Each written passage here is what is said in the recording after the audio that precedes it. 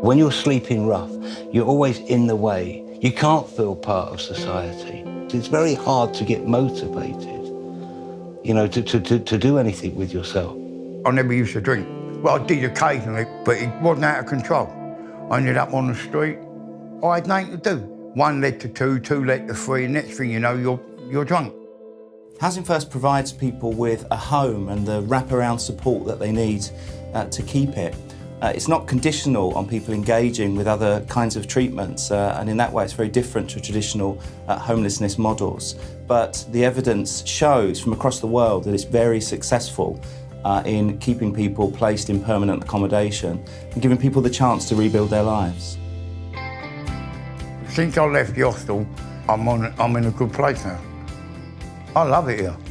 I have the grandchildren every other weekend. Sometimes I have Lisa stay with me and all, my daughter. So since I've moved in here, I feel a lot better. I've known Tom for 1 year and 3 months, which is the same amount of time he's been in his flat, and I still support him with all things around literacy, letters, paperwork, bills, a lot of work around benefits and accessing healthcare. Also, at the moment, supporting him into some volunteering. A few months ago, Bench took him out to lunch to celebrate his 60th birthday and to mark the 1 year of his tenancy, and he didn't think he'd get that far, so that was a good occasion to mark. I believe that when you build a life, it's like building a building. You start with the foundations. You don't start with the roof. And I was being offered jobs, training courses, college, but no housing. By giving me this first, there may be people who say, well, that's not going to work. You know, I've done 50 prison sentences, which I'm ashamed of, 12 years on the streets.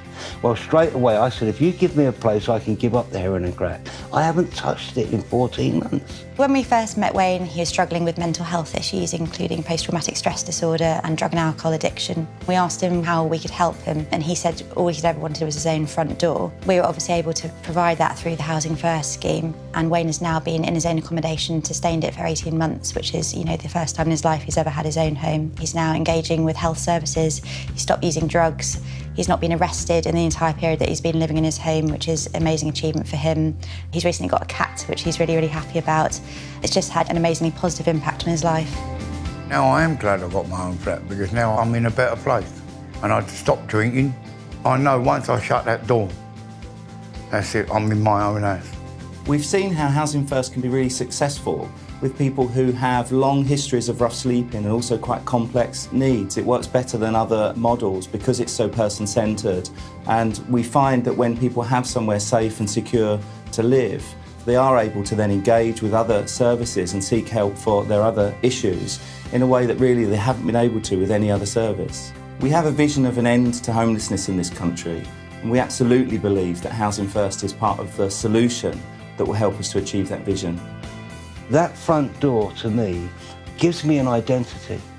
This is who I am, this is where I live, and I can't tell you how strong that feeling is. I can't turn the clock back, but I do have control over what happens today and tomorrow.